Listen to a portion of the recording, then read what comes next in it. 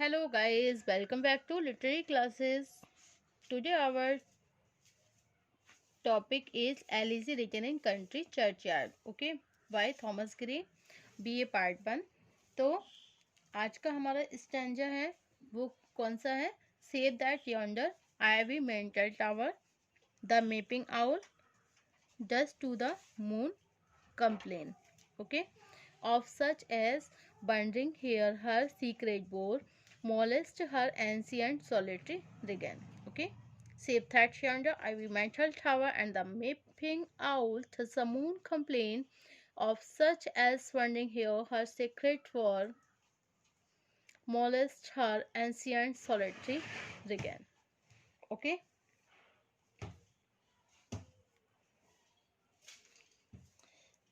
इसमें क्या बताया? देखिए, कब्रिस्तान की वह भयावह शांति एकाकी और विचार मगन उल्लू की आवाज से भंग हो जाती है.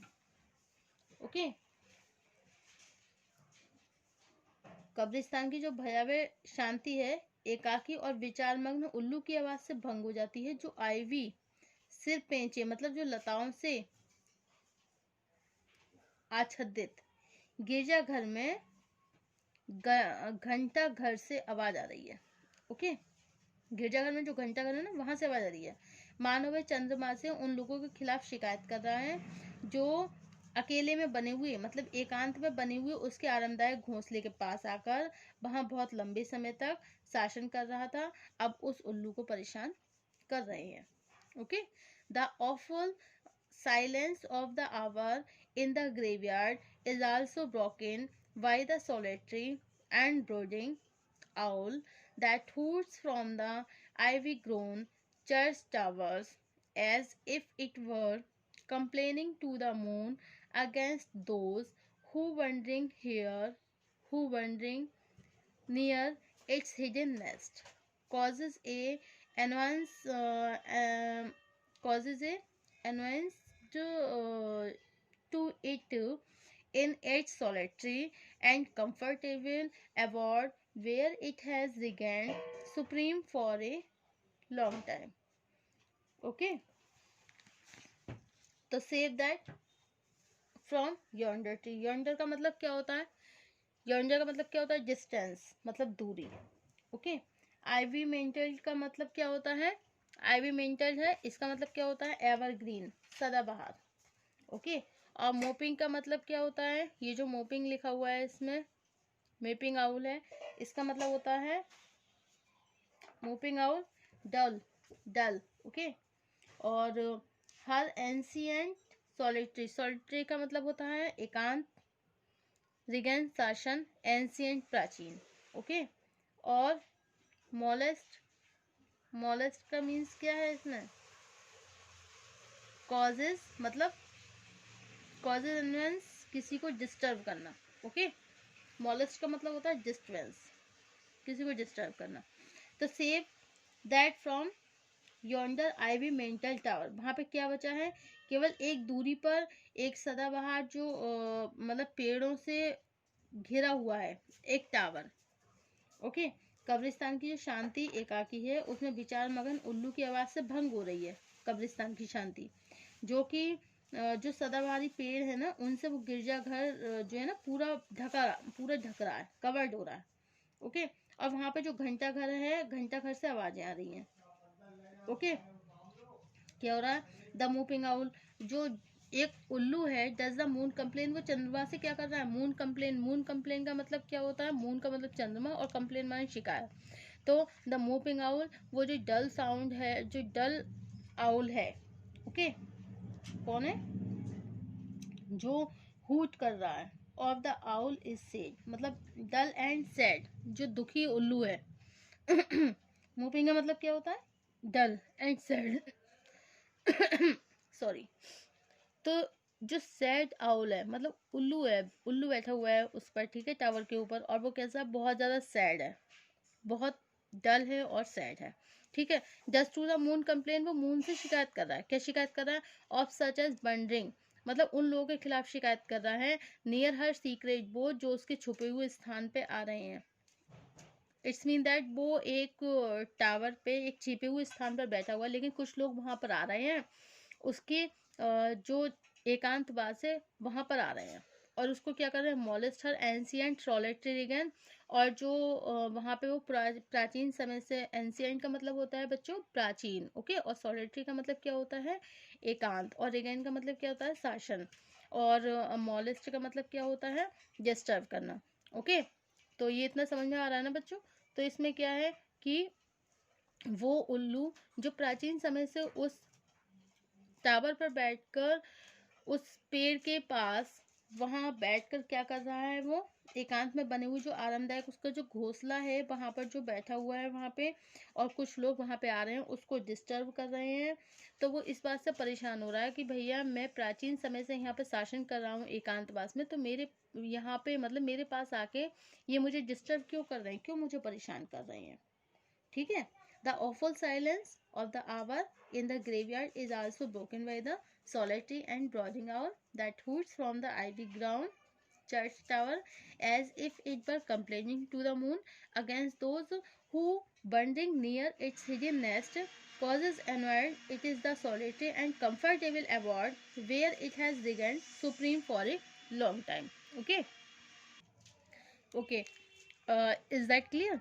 अच्छा, अब हम आगे बढ़ते हैं। नेक्स्ट क्या है हमारा, beneath those rugged elms those yew tree shade where heaps the turf in many a morning heap each in his narrow cell forever led the rude forefathers of the hamlet sleep.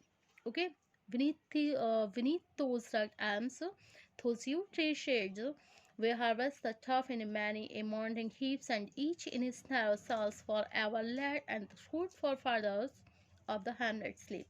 Okay, तो विद्वानों देखिए अब इसे, इसमें क्या है, beneath those rugged, इसमें जो गरीब गांव वाले हैं उनके जो पूर्वज है, मृत पूर्वज है, डैड एंड सिस्टर जो हैं, वो देखिए कब्रों में दफनाए हुए हैं, ठीक है। और उनकी कब्रें जो है एल्म वृक्षों के नीचे या यू पेड़ों की छाया में सूखी घास के मैदानों में है। ये कब्रें बहुत छोटी हैं, टूटी फूटी भी पड़ी है, मतलब काफ़ी पुरानी है।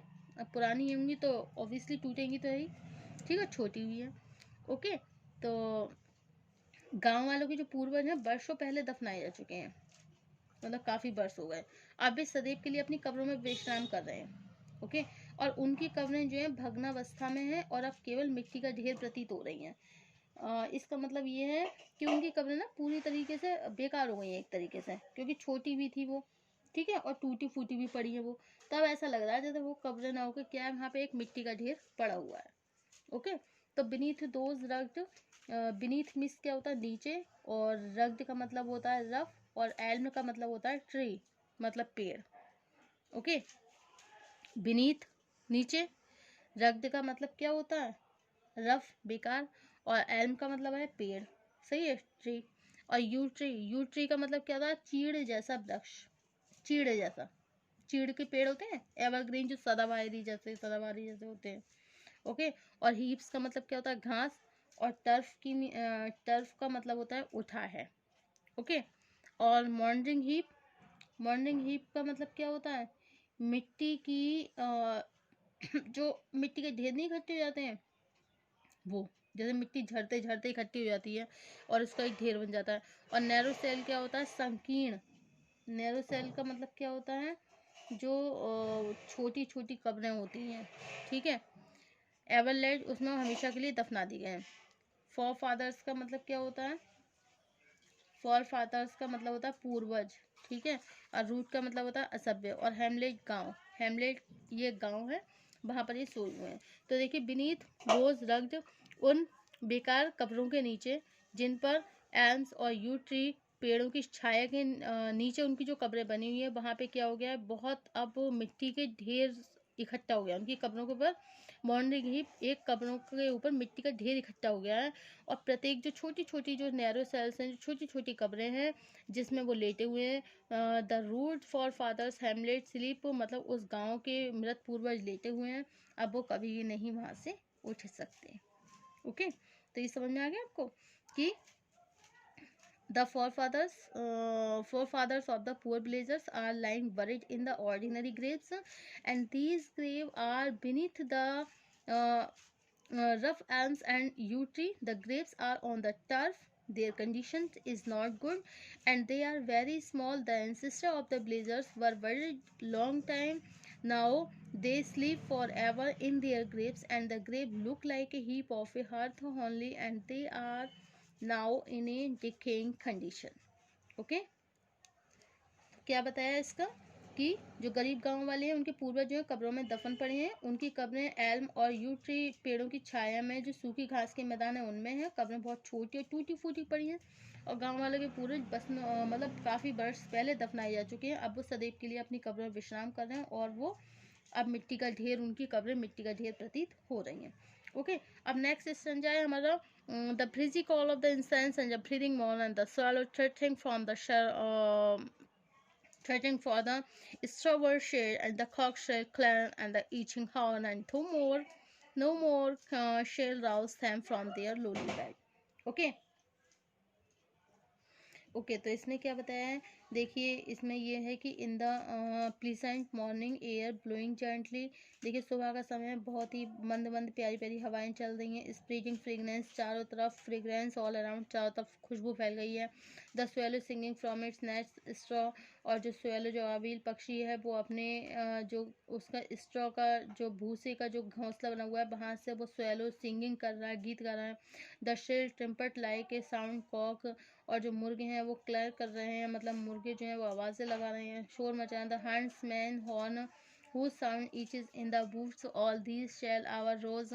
ओके, और क्या है इसमें, मुर्गे की तुरही जैसी आवाज़ जो है शिकारी की तुरही से निकली जंगल में गूंजती आवाज़, ये सब उन्हें कभी भी उनके अति साधारण कब्रों से नहीं उठा पाएंगे जहाँ वो हमेशा के लिए सो गए हैं। ओके, उन्हें कुछ भी नहीं जगा सकता, वे मरकर हमेशा के लिए इस दुनिया से चले गए हैं। ओके, तो ब्रीजी कॉल जो ठंडी ठंडी हवाएं हैं ब्रीजी कॉल हैं। इंसेंस चाहे कितनी भी खुशबूदार सुबहें हैं, और पक्षी चाहे ट्विटरिंग करता रहे, अबाबिल पक्षी जो है चहचहाता रहे। ट्विटरिंग माने क्या होता है, अबाबिल देखो स्वैलो माने अबाबिल पक्षी होता है, ट्विटरिंग माने जो चहचहाना। ठीक है, फ्रॉम द स्ट्रॉ, जो उनका स्ट्रॉ का जो वो होता है क्या कहते हैं घोंसला, ठीक है, भूसे का। बोल्ड शेड, जहाँ पर जिस छाया में वो बैठा हुआ है, तो वहाँ से वो गीत गा रहा है। और कॉक श्रिल क्लैरन, और जो कॉक है वो भी बांग दे रहा है। ठीक है, मतलब उसकी आवाज़ ऐसी लग रही है जैसे मुर्गे की तुरही जैसी बारीक आवाज़ शिकारी की तुरही से निकली जंगल में गूंजती हुई आवाज़, ये हमेशा के लिए उनको उनकी साधारण कब्रों से नहीं उठा पाएंगे। और the echoing on and no more shall rouse them from their lowly bed, उनके लोली बेड जो हैं जहाँ पर वो they are buried their graveyard for ever, they can't arise from their graveyard. क्या मतलब है इसका, कि वो अपनी कब्रों में हमेशा के लिए दफन हो गए हैं, लोली बेड पर सो गए हैं, अब वो कभी भी अब नहीं जग पाएंगे, और ना ही उन्हें कोई उनके बेड से अब उठा सकता है। ओके, उनके जो तुच्छ बिस्तर हैं उनमें वो हमेशा के लिए सो गए हैं, तब उन्हें कोई भी नहीं जगा सकता। Okay, all these shall never rouse from their humble graves, where they will sleep forever. Nothing will wake them. They are dead and gone forever. Okay, thank you for watching my YouTube channel. Thank you so much.